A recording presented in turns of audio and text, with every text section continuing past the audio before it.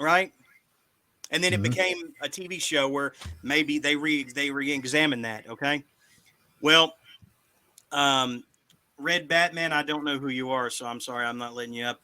We've been accosted by several Russian women tonight, and I feel like it's a Cold Yep. War part two. I don't know. Yeah, Okay, we're so not giving out the link yet. I'm pretty here, sure we're gonna wrap this up soon. this is the height of absurdity here. Okay, all these people say Jack didn't have to die hanging off the raft at the end of Titanic. If she'd have just moved over, he could have gotten on. Now James Cameron has been so hung up on uh, this theory that he's actually hired a scientific crew, hypothermia experts to reenact it and examine if Jack could indeed have survived if he had climbed up on the raft or the door or whatever with Rose. Did he have to do that? Couldn't he have just This like is a gotten? National Geographic special, okay? I mean, he actually got so triggered by these fans going into business for themselves with this theory that he actually hired scientific experts to put this to bed, okay? The question is, could Jack Leonardo DiCaprio to have fit in the floating gate next to Rose from Kate Winslet? Many I theories have mean, arisen, and all this time, viewers have made their own tests where they prove there was enough space for two. But still, few consider other important points, such as they are floating in the sea, where the water is 28 degrees Fahrenheit. The program Mythbusters had Cameron as a special guest, where he asked them to show that it was impossible for Jack to survive. With several calculations and taking into account the density and temperature of the water, the presenters concluded that it was possible.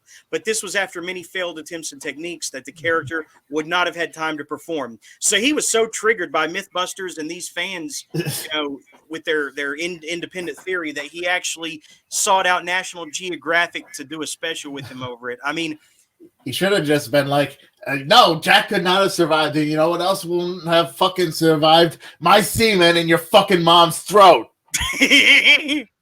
But see, this is the power that fans have now, that they can trigger a director to re-examine their own work that they were so sure of at one time. This happens all the time. Fans are steering the ship now, make no mistake. I know you probably don't like Lindsay Ellis, but did you ever watch her video about the live action Beauty and the Beast? No.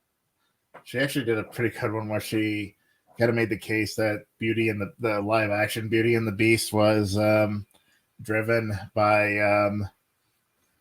reacting to criticism by fans, which is why you would have things like there's apparently a scene in the live action one where Belle says like hello to a hairbrush, and they're just like, that's just a hairbrush, that's not alive.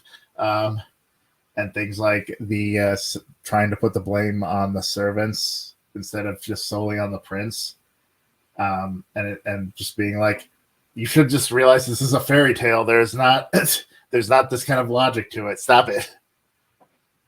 Mm-hmm. Yeah. Don't try to respond. Don't try to go ahead.